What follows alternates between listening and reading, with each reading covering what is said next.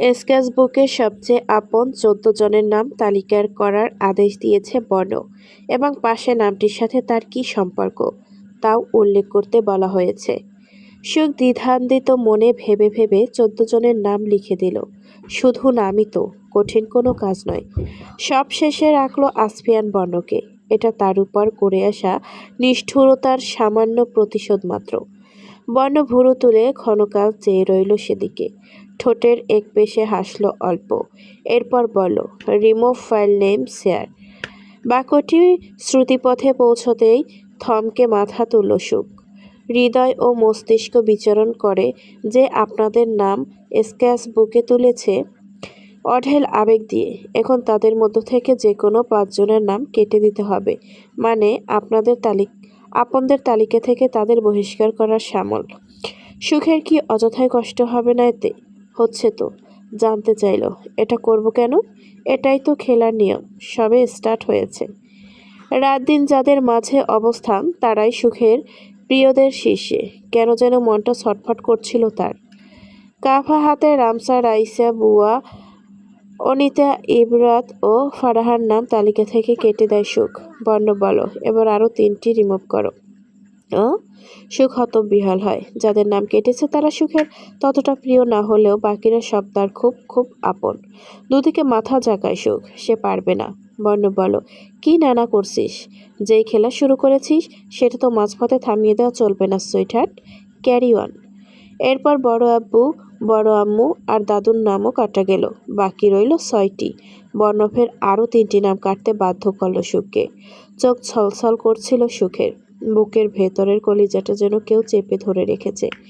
বহু কষ্টে তুফা, অভ্র আর নুরার নাম কেটে কলম রেখে দেয় সে।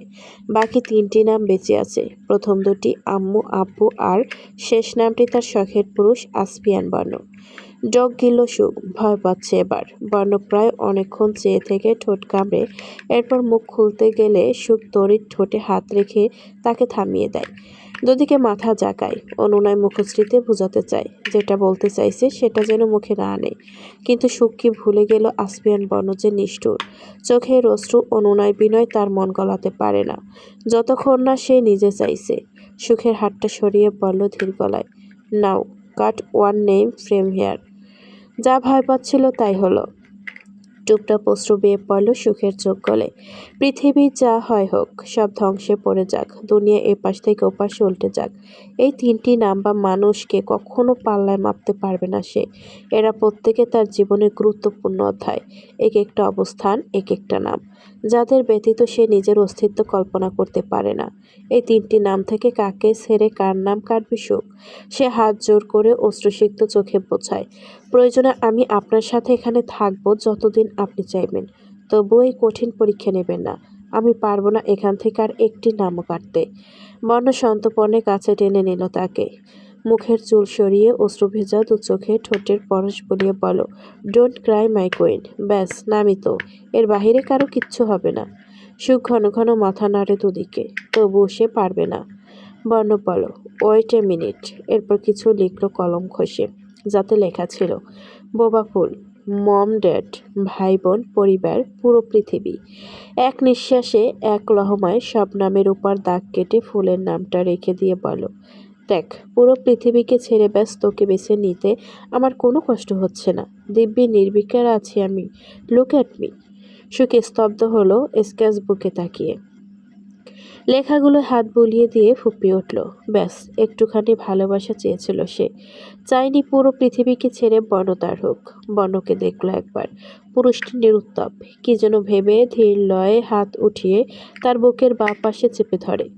যদি এতই নির্বিকার হবে তবে হৃদস্পন্দন ছুটছে কেন? বর্ণ বলল চোখ টিপে, তুই কাছাকাছি এলেই এমন হয় শোনাবো। তখন একে আর দমিয়ে রাখার সাধ্য থাকে না আমার। ইভেন এখনও তোর কান্না ভেজা লাল স্ট্রবেরি গাল দুটো দেখে হঠাৎ প্রেম প্রেম পাগলামি করতে ইচ্ছে করছে। বহু কষ্টে কন্ট্রোলে রেখেছি ইচ্ছেগুলোকে, আগে খেলা শেষ করি। আমার মতো একটা মেয়ের সঙ্গ পেতে সব ছেড়ে দিবেন এভাবে? কেন? উত্তর পরে পাবি, প্রথমে যা বলছি তা কর। আবারও সেই কঠিন মুহূর্ত। সুখ নাম ৩টি পড়ল, খুব মনোযোগ দিয়ে বারবার পড়ল। পুনরায় চোখ ভরে উঠে অশ্রুতে। কি করবে সে? শেষবারের মতো বর্ণকে বলো, আমার খুব কষ্ট হচ্ছে। আপনি দেখতে পাচ্ছেন, পারছেন অনুভব করতে? পরক্ষণেই বলল, পারবেন না। আপনি খুব নিষ্ঠুর, পাষণ্ড। বর্ণে এক শব্দ নেমে নিলে শেষের অভিযোগ। সুখের হাত কাঁপছে, কাঁপছে সর্বাঙ্গ।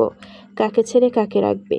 আম্মু, আব্বু, না শখের পুরুষকে, যে তার স্বামী, সে যার বা পাঁজরের হাড়। এটা করে কি হবে?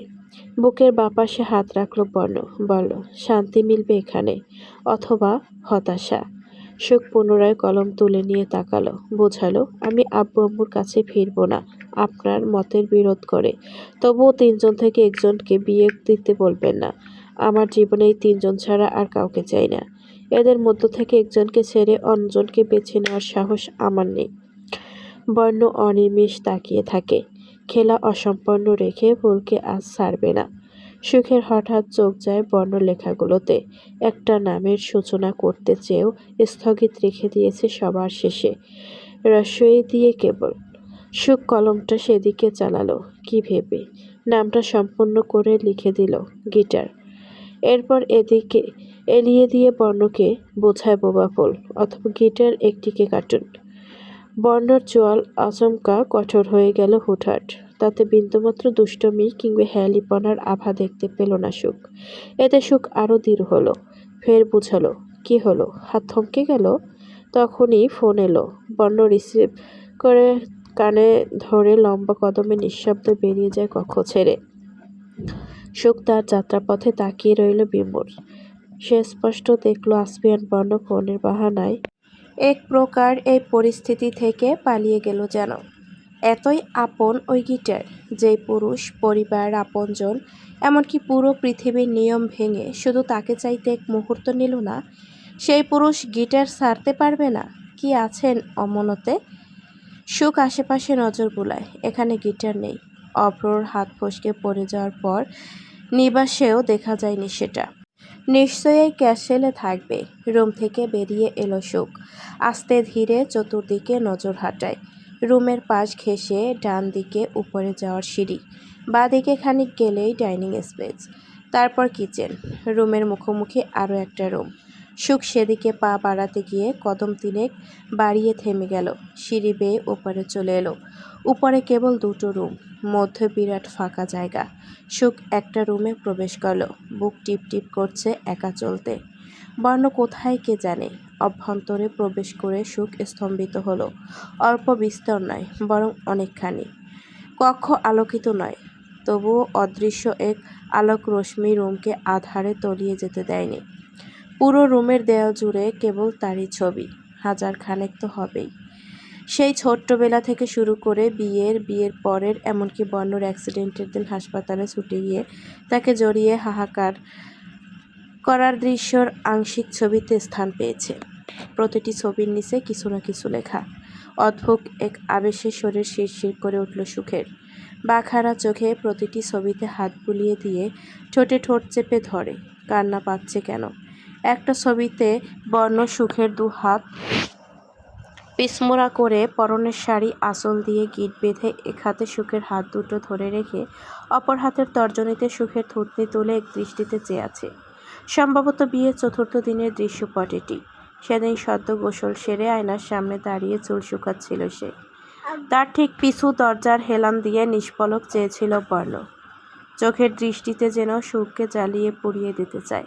আয়নায় দৃশ্যটি অবলোকন করে সুখ ভেতরে ভেতরে জড়তায় কুঁকড়ে গেলেও ক্ষিপ্র মুখে কিছু ঘুরে জানতে চাইল ইশারায়। এভাবে অসভ্যর মতো যখন তখন চেয়ে থাকতে ইগো হার্ট হয় না এখন? লজ্জা করে না? বর্ণ ফিসিল হেসে এগিয়ে এলো। ফাঁকে বলল, করে তো, ভীষণ লজ্জা করে সুইটহার্ট। কিন্তু কি করব বল? তুই সামনে এসে দাঁড়ালে লাজ লজ্জা সব ফাড়ায় হয়ে যায়। এরপর সুখ রেগে আঙুল তুলে কিছু বলতেই বর্ণ তার হাত মুচড়ে পিছু চেপে ধরে নিকটে চলে এলো। অতঃপর দেয়ালে বন্দি ছবির মতো একটি দৃশ্যের সৃষ্টি হয়ে গেল মুহূর্তেই। সেদিনের ঘটনাটি মনস্পটে কল্পনা করে প্রলম্বিত শ্বাস ছাড়ে। ছবিটির পাশে ছোট অক্ষরে কিছু লেখা, যখন আমি শিকারি তো তুই আমার শিকার, no sacrifice, no giving up, you are only mine sweetheart. আরেকটি ছবি সেদিন ভ্যালেন্টাইন ডেতে দুজন পানিতে ভাসমান বেলায়।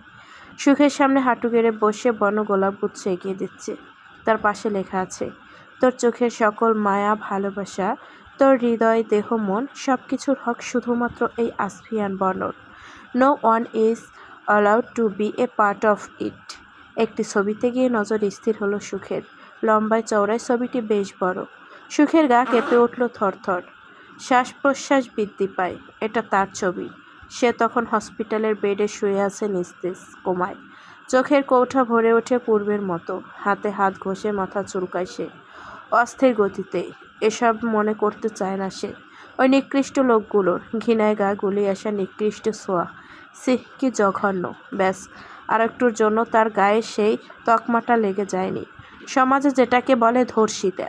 ছবিটায় রক্ত দিয়ে কৈফিয়ত দেয়া কিছু লেখা।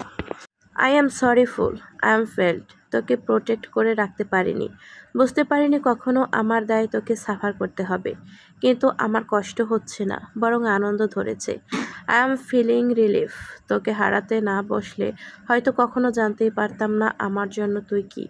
এই বুকের বাপাশে কতটা জায়গা তুই ছিনিয়ে নিয়েছিস আমার পারমিশন ছাড়াই। অতঃপর তোর ভালোবাসার কাছে আমি সজ্ঞানে হার মেনে নিলাম। তোকে করে দিলাম আসফিয়ান বর্ণর পুষ্পরাণী।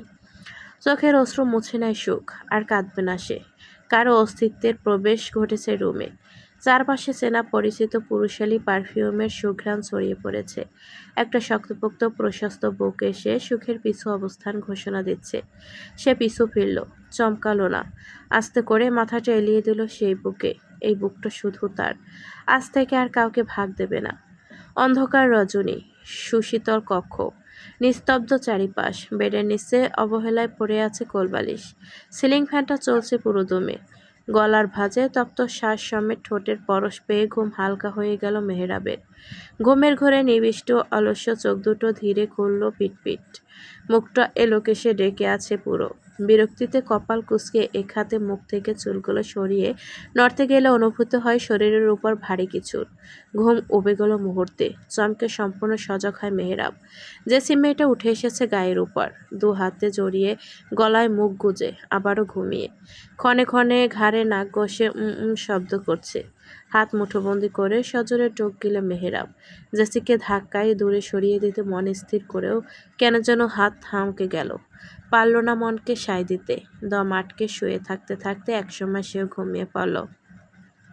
সেদিন ভোরে ঘুম ভেঙে মেহেরাবের কাছে নিজেকে আবিষ্কার করে জেসি অবাকের শীর্ষে পৌঁছে বলল, মিস্টার অ্যারোগেন্ট, আমাকে ছেড়ে দূরে দূরে থাকতে আপনার কষ্ট হয়? সেটা মুখে স্বীকার করলেই পারতেন। ঘুমের সুযোগে এভাবে কাছে আসার কী দরকার ছিল? দেখলেন তো, ঠিকই ধরা পড়ে গেলেন। মেহেরাব বুড়ো গুটিয়ে খানিকটা সময় নীরবে তাকিয়ে থেকে বলল, কোথায় আছো সেটা খেয়ালে রেখেছো মিস ইডিয়েট? নিজের মহামূল্যবান বাক্য প্রয়োগ করার আগে চারপাশে অন্তত একবার নজর বুলিয়ে দেখা উচিত ছিল। জেসি বেডের খানিক পাশে চেয়ে বুঝল সেই মেহেরাবের সীমানায় চলে এসেছে কোলবালিশের দেয়াল ভিড়িয়ে। হাসার চেষ্টা করে বলল, উফ সরি, অ্যাকচুয়ালি। পূর্ণ বাক্য শেষ করার আগে মেহেরাব শরীর থেকে এক প্রকার ছুঁড়ে ফেলল তাকে। বেড থেকে নামতে নামতে বলে গেল, পরের বার থেকে সাবধানে থাকবেন মিস ইডিয়েট। জেসি মুখ বাঁকিয়ে শুধরে দেয় তাকে। মিস্টার অ্যারোগেস্ট, মিস নয়, ওটা মিসেস হবে। মিসেস। বস একটা কথা বলতে চাই। শুনছি, বলে যা। মাহির গলা খাকারি দেয়। শার্টের কলার ঠিক করে শুরুর একটা বোতাম খুলে দেয়। তবু যেন অক্সিজেনের অভাব বোধ করছে। বর্ণর নজর ল্যাপটপে। সে ফের বলল, বস, বলবো? এক কথা দুবার বলতে বা শুনতে আমি পছন্দ করি না মাহির, জানিস নিশ্চয়। মাহির দ্রুত উপর নিচ মাথা ঝাঁকায়। জিভে ঠোঁট ভিজিয়ে ফের বলল, তাহলে বলি। বর্ণ দাঁতে দাঁত নিষ্পষিত করে তড়িৎ উঠে দাঁড়ায় হঠাৎ। শার্টের হাতা গুটাতে গুটাতে মাহিরের দিকে এগুতে এগুতে গম্ভীর গলায় বলল, বল। ছেলেটা ভয় পেয়ে গেল এবার। চোখের তারায় তৎক্ষণাৎ ভেসে ওঠে লক্ষ্য করা লোকদের এই খুশিতেই মুখ বিকৃত করে দেওয়ার দৃশ্য। ঢোক গিলে পেছতে লাগলো সে। ভয়ার্ত কণ্ঠে ডাকে, বস। হ্যাঁ বল, কি বলবি? মাহিরের জান উড়ে যাওয়ার জোগাড়। কি বলবে? দুদিন ধরে গুছিয়ে রাখা কথা সব এলোমেলো হয়ে গেল মস্তিষ্কে। মুখে ফুটিয়ে তুলতে গিয়ে যেন গলায় আটকে গেল। ফের বলল, ভাই। চোয়াল শক্ত করে দাঁত কিরমির করল বর্ণ। ঘুষি পাকিয়ে ফের ছেড়ে দিয়ে মাহিরের বাহুর পিছু দেওয়ালে হাত রেখে কিঞ্চিত ঝুঁকে শক্ত মুখে বলল, বল না রে বেটা। মাহির আর চোখে এক ঝলক দেয়ালে রাখা হাত এবং বর্ণর ঝুঁকে আসা প্রত্যক্ষ করে জোরপূর্বক হাসার চেষ্টা চালিয়ে বলল, বস, আমি কিন্তু সুখ নই। আপনার বোধহয় কিসুমিসুর ক্রেভিং উঠেছে। বিগত হয়েছে সপ্তাহখানেক। সুখ এখনও ক্যাসেলে। বাড়ি ফেরার কথা উঠতেই আসফিয়ান বর্ণটা এমনভাবে এড়িয়ে যায় যেন শুনতেই পায়নি। সুখ নামের কোনো অস্তিত্ব এখানে বর্তমান আছে তা তার হাবভাবে পরিমাণও ঠাহর করা মুশকিল হয়ে পড়ে এই মুহূর্তে। সুখ কেঁদেছে খুব, অভিমানও করেছে বটে, কিন্তু বেশিক্ষণ স্থায়ী পায়নি তারা। বর্ণ নিকটে এসে থুতনি ধরে মুখখানা উপরে তুলে নাকের ডগায় আলতো চোখের পরশ দিতেই অভিমান ভুলে মুখটা লাজে বেসামাল হয়ে ওঠে। কি লজ্জাময় অস্থির সেই অনুভূতি। নিজের ফোন রেখেই সেদিন ছুটে এসেছিল নিবাস ছেড়ে, সাথে আনা হয়নি। বর্ণর ফোন থেকে ভোরে আব্বু আম্মুর উভয়ের সাথে অনেকক্ষণ কথা বলেছে। আজও বর্ণ জাগা আগেই পুরুষটার আচরণে সুখ শঙ্কিত। বর্ণ বলেছে সে জেগে ওঠার আগে অথবা তার অগোচরেই যেন সুখ যাদের সাথে যা আলাপ করার সব সেরে নেয়। বিরক্তিতে মুখ কুঁচকে রাখে সুখ। একা একা এই জনমানবহীন বাড়িতে আর কতক্ষণ থাকা যায়। ব্যালকনিতে গিয়ে দাঁড়ালো। ওই যে ব্যালকনির ঠিক নিচ দেশে থই থই নদীর স্বচ্ছ পানি। সুখের ধারণা ক্যাসেলের অর্ধেক নদীর পানির উপর নির্মিত। ওই দিকে ক্যাসেলের পিছনে ওই কদিনে কখনো যাওয়া হয়নি। শুধু তাই নয়, কক্ষ ছেড়েই যে তেমন একটা বের হয়নি। কারণ আছে অনেকগুলো, তার মধ্যে কিছু কারণ বেশ লজ্জাদায়ক। নদীর পানিতে হুটহাট পা ভেজাতে ইচ্ছে করল সুখের, কিন্তু একা বের হওয়ার সাহস হলো না। নিষেধ আছে বর্ণর। অগত্যা রুমেই ফিরে এলো। ড্রেসিং টেবিলের সামনে দাঁড়িয়ে নিজের প্রতিচ্ছবি আয়নায় দেখে হেসে ফেলল সুখ। তার পরনে বর্ণর শার্ট এবং ট্রাউজার। শার্ট এতটাই ঢিলে হয়েছে যে কাঁধ ছেড়ে হাত বেয়ে গলে পড়ে যাওয়ার জোগাড়, যদিও একেবারে পড়বে না এই আত্মবিশ্বাস সুখের আছে। ট্রাউজার তো প্লাজোর চেয়েও জঘন্য অবস্থা, কোমর থেকে গলে পড়ে যেতে চায় ক্ষণে ক্ষণে।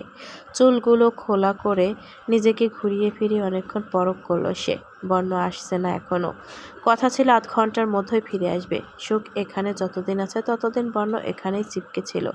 খুব প্রয়োজনে বাহিরে গেলেও আধ ঘন্টার আগেই ফিরে এসেছে। অস্বীকার করার উপায় নেই, এই কয়দিন স্বপ্নের মতন কেটেছে সুখের। বর্ণ এসেছিল নিবাসে দুটো কারণে। তন্মধ্যে একটি, উন্নত শিক্ষা গ্রহণের জন্য অভ্রকে সিঙ্গাপুর পাঠানো হবে। ভিসা এবং পাসপোর্ট রেডি, মাহিরের কাছে গচ্ছিত আছে সব। আইজা এত মনক্ষুণ্ণ হলেও অভ্রর মনে অসীম উল্লাস। বিদেশে পড়তে যাবে, এটা তার অন্যতম ড্রিম। মাহিরকে অথৈ সাগরে ডুবিয়ে বর্ণ চলে গেছে।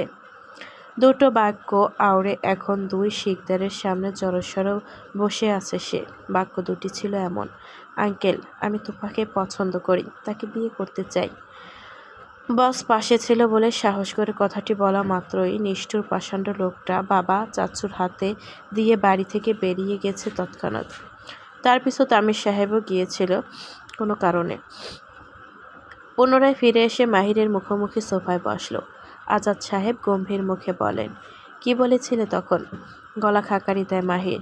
মুখ ফসকে যখন বলেই ফেলেছে এখন আর পিছু হাঁটা শোভা পায় না, বলল মাথা নিচু করে বিনয়ী স্বরে, আমি তুফাকে বিয়ে করতে চাই। এসবের জন্যই তোমাকে এই পরিবারের একজন সদস্য করা হয়েছিল? বিশ্বাসের এই প্রতিদান দিলে? যদি বলি এক্ষুনি এই বাড়ি থেকে বেরিয়ে যাও, দ্বিতীয়বার যেন আমাদের মেয়ের আশেপাশে তো দূর, তার নামও মুখে নেওয়ার সাহস না দেখাও। ভদ্রলোকের স্বর কোমল হলো না, বরং দ্বিগুণ কঠোর শোনালো। অদূর থেকে তুফা দ্রুত রিডিং রুমের দেয়ালে পিঠ ঠেকিয়ে চোখ বোঝে। চোখ থেকে এক ফোঁটা অশ্রু গড়িয়ে পড়ে।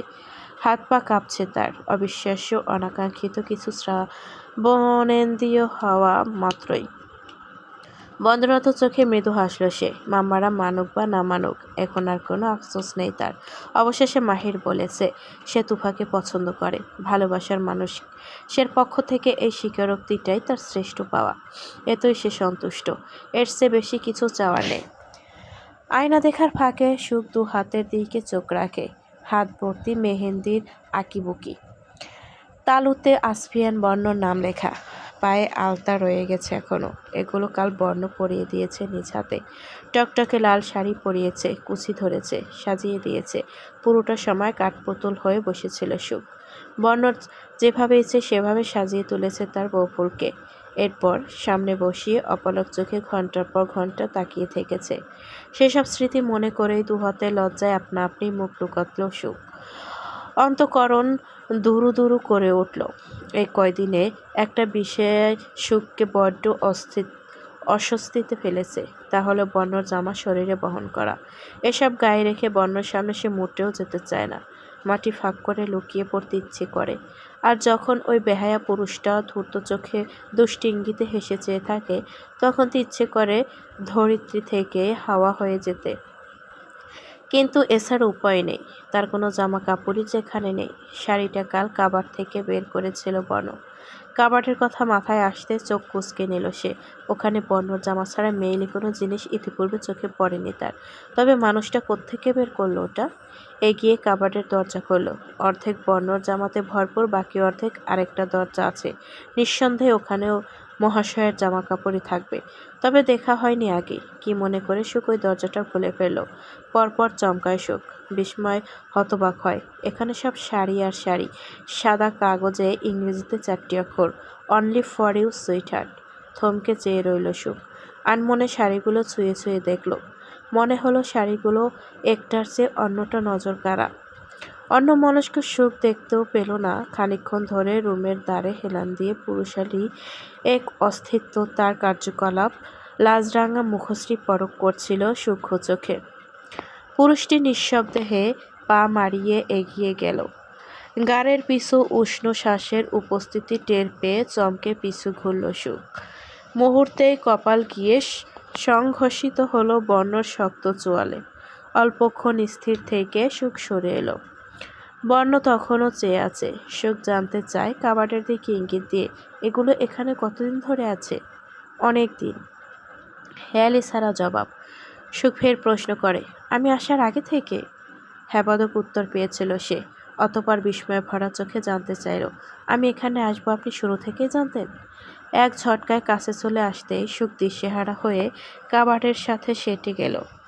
চোখ খিসে বর্ণ হাসল বোধ হয়, ঠোঁটে ঠোঁট গুজে। এক বুড়ো তুলে সুখের কোমরের পাশে কাবাডে রাখল আলগোছে। ফুলের অস্থিরতা, কাঁপাকাঁপিটা যেন তাকে আনন্দ জোগাচ্ছে। পিট পিট করে সে দৃষ্টি মেলতেই বর্ণ ফিসফিসিয়ে বলল, হয়তো হ্যাঁ, হয়তো না। এতদিন বলেননি যে? সুখের কথাটি লিপ রিডিং করে তাকে উপরনিচ পর্যবেক্ষণ করে বর্ণ দুষ্ট হেসে বুড়ো নাচিয়ে বলে, পারফেক্ট, এতে মানিয়েছে তোকে। মনে হচ্ছে আসপিয়ান বর্ণকে গায়ে জড়িয়েছিস। সুখ সোজা হয়ে দাঁড়িয়ে সজোরে শ্বাস টানে। চেনা পরিচিত একটা গ্রান নাসারানন্দে প্রবেশ করছে ধীরে ধীরে। সুখ সংকুচিত হয়ে আচমকা বর্ণর কলার চেপে ধরে, তার নিজের দিকে টেনে আনলো। এরপর ঘন ঘন নিঃশ্বাস ছেড়ে বুকে ঘাড়ে শুকে শুকে হঠাৎ ঘন ঘন পল্লবে জাপড়ে ছলছল চোখে দৃষ্টিপাত করল। এই গ্রান আব্বুর গায়ের। তার মানে? ইশারায় বলো, আপনি নিবাসে গিয়েছিলেন, আমাকে নিয়ে যাননি কেন? ওদের ছাড়া একলা এখানে আমি ভালো নেই, বোঝেন না আপনি? সয়ে যাবে। বর্ণর হাতে ফোন ছিল। নোটিফিকেশনের শব্দে ফোন স্ক্রিনে দৃষ্টি রাখে। একটা মেসেজ নজর যেতেই সেকেন্ড কয়েকের মধ্যে দ্রুত কদমে কক্ষ ত্যাগ করে। সুখও ছুটল পিছু, জামানা পাল্টেই। টমিকে কোলে রেখে বাহিরে গাড়িতে হেলান দিয়ে নুরা দাঁড়িয়ে। পাশে জিসান। নুরাকে দেখতেই বর্ণ আগে ছুটে এলো সুখ। দীর্ঘদিন পর কাছে পেয়ে হাঁটু মুড়ে বসে চাপটে ধরে তাকে। নুরা নিজেও সুখের গলা জড়িয়ে মুখ উকি দিয়ে বর্ণকে দেখার চেষ্টা করল। বর্ণ অবাক হলো কিনা বোঝা গেল না, তবে স্থির চোখে দু বোনকে পরখ করে নুরাকে বলল, এখানে কিভাবে এলি? নুরা ঠোঁট উল্টে সুখের দিকে তাকালো। এরপর বলল চড়া গলায়, তোমার গাড়ির ডিকিতে লুকিয়ে এসেছি। কোনো সমস্যা? জিসান চোখ তুলে তাকায়। চোখাচোখি হলো বর্ণর সাথে। দুজনের প্রতিক্রিয়া অত্যন্ত স্বাভাবিক। উপস্থিত চারজনের মাঝে অবাক যা হওয়ার সব ভিড় করেছে সুখের মুখে। হতবিহ্বল হয়ে চেয়ে থাকলো সে। বর্ণ ঘাড় চুলকে বলল কাঁধ জাকিয়ে, কেন? বাচ্চাটা ঠোঁট উল্টে পাল্টে তখনই কেঁদে ফেলল মেকি। সুখের উদ্দেশ্যে বলল, দেখলে সুখ, আমি বর্ণকে দুবার বলেছিলাম আমাকে সুখের কাছে নিয়ে যাও। তখন সে কি বলেছে জানো? দুদিকে মাথা ঝাঁকায় সুখ, অর্থাৎ সে জানে না। নুরা শুধায়, বলেছে সুখের কাছে যাওয়ার দরকার নেই। বর্ণ কি আমার সাথে অন্যায় করেনি এটা? সুখ মৃদু হেসে তাল মেলালো, ইশারায় বুঝিয়ে দেয় খুব অন্যায় করেছে। সরু দৃষ্টিতে বর্ণকে চেয়ে থাকতে দেখে জিসানের কপালে ভাঁজ পড়ল। গন্তব্য আলাদা হলেও একই সাথে তাদের পথ চলা। এই দৃষ্টিতে যে কিছুর ইঙ্গিত আছে তাতে কোনো সন্দেহ নেই। কিন্তু কি? পরক্ষণে ভুলবশত সুখের দিকে নজর যেতে হকচকিয়ে দৃষ্টি সরিয়ে আনল সে। ও এই ব্যাপার। সুখের দিকে যেখানে চোখ তুলে তাকানো নিষিদ্ধ, সেখানে কিসব পুরুষালী পোশাক আশাক পরে বাড়ি থেকে বেরিয়ে এসেছে মেয়েটা। ওদিকে সজ্ঞান হোক বা বেখেয়ালে নজর দিলে আসফিয়ান বর্ণর আচরণ আর ভদ্রলোকের মতো থাকবে না। জিসান চাপা শ্বাস ছেড়ে বলো, আমি যাচ্ছি। নূর এখনই বাড়ি ফিরবে নাকি? তড়িতে জবাবটা নূরা দিল, না আমি এখন ফিরবো না। বাড়িটা আমার খুব পছন্দ হয়েছে। এখানে না ঘুমাইলে আমার রাতটা শান্তিতে থাকবে না। সোফায় বসে কয়েকটা ফাইল সামনে রেখে তন্মধ্যে একটা মেয়ে দেখাদেখি করছিল মেহরাব। সে সময় জেসি বেরিয়ে বাথরুম থেকে সদ্য গোসল সেরেছে। ভেজা চুল, মুখশ্রীতে কণা কণা পানির ছাপ, বক্ষস্থলে জামা ঈষৎ ভিজে গেছে। ভেজা চুলের আগা ছুঁয়ে ছুঁয়ে পানি পড়ছিল। হঠাৎ মাথা ঝাড়া দিতেই মেহরাবের ফাইলে গিয়ে পড়ল ছিটে ছিটে জল। তৎক্ষণাৎ রেগে সে মাথা তুলে সামনের রমণীকে দেখে এক মুহূর্তের জন্য থমকে গিয়েছে। পরক্ষণে সম্বিত ফিরতে কঠোর গলায় বলল, এই মেয়ে দূরে যাও, পানির ছিটা যেন এদিকে না আসে। ভোরের একটা ব্যবহারে মেহরাবের উপর বেজায় চটেছিল জেসি। এখন এমন গম্ভীর্যতায় দ্বিগুণ মেজাজ খোয়ালো। আরও কাছে গিয়ে সম্ভবত দিয়ে চুল ঝাড়া মেরে ছিটে ছিটে পানির ফাইল ভিজিয়ে দিয়ে বলো, ওদিক গেলে কি করবেন শুনি? মেহরাব উঠে এলো ধীরে, রাগলো নাচ, শীতল কণ্ঠে বলল, বাড়াবাড়ি করছো তুমি মেয়ে। মেরে পুঁতে রেখে দিলেও এখানে কিন্তু তোমার ভাই বা হিরো বাঁচাতে আসতে পারবে না। জেসি আসলো। বাইরে স্বয়ং না থাকলেও তার টিম আমার আশেপাশেই। একবার ছুঁয়েছেন, অভিযোগ করলেই সেকেন্ড ব্যবধানে দেখবেন আপনার অস্তিত্বই বিলীন। বুড়ো বেঁকে গেল মেহরাবের। যাচ্ছিল হেসে বলল, হুমকি দিচ্ছ? তোমার ভাই গুন্ডা নাকি? মুহূর্তে জেসির মুখের রং পাল্টে গেল। আগ্রাসী ভাবভঙ্গিতে আঙুল তুলে বলল, ডক্টর আমার ভাইকে একদম গুন্ডা বললেন? খুব খারাপ হবে বলে দিলাম। সুখ চেয়েছিল নুরাসহ সেও নিবাসে ফিরে যাক। ক্যাসেলে ছিল তো অনেক দিন, পরিবার থেকে দূরে সরে। বর্ণ এজাজত দেয়নি এই প্রস্তাবে। ফলস্বরূপ রাগ অভিমানের সংমিশ্রণে সে নুরাকে নিয়ে অন্য রুমে চলে গেল। যাওয়ার সময় বুঝিয়ে দিল, আপনি খুব খারাপ, নিষ্ঠুর, পাষাণ্ড। আমার আশেপাশেও ঘেঁষবেন না আজকের পর। সে চাইলেও এখান থেকে ছুটে চলে যেতে পারবে না। কারণ আছে, তা হলো ডোর সিকিউরিটি সিস্টেম। ভেতরে প্রবেশের ক্ষেত্রে তার ফিঙ্গারপ্রিন্ট পাসওয়ার্ড কাজ করলেও বের হওয়ার সময় বর্ণর একার ফিঙ্গারপ্রিন্টই প্রয়োজন। সেদিন নিজে নিজে চলে যেতে গিয়েও এই কারণে ক্যাসেল থেকে বেরোতে পারেনি। বর্ণ বলে দিয়েছে, ক্যাসেলে প্রবেশ সুখের ইচ্ছায় ঘটলেও বেরোতে হবে কেবল আসফিয়ান বর্ণর ইচ্ছাতে। নুরার এখানে আসার কথাটি আইজাকে জানিয়ে দেওয়া হয়েছে।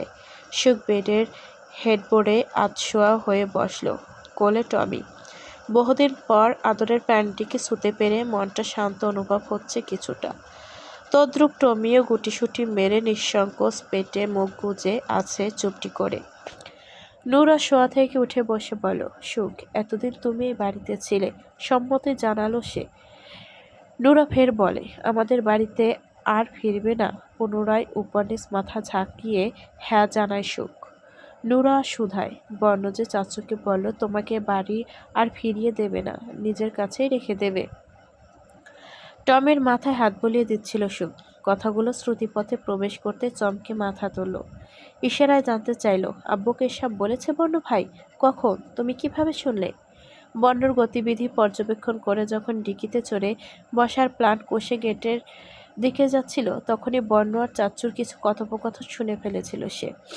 কথায় কথায় চাচ্চু রেগে যাচ্ছিল। একটু পর আবার কি যেন হলো। দুজন দুজনকে জড়িয়ে ধরল। এর বেশি কিছু দেখতে বা শুনতে পায়নি নুরা। ডিকি খুলতে না পেরে আসফিয়ান জায়ান্টকে অনুরোধ করতে গেলে পড়েছিল চুপি চুপি।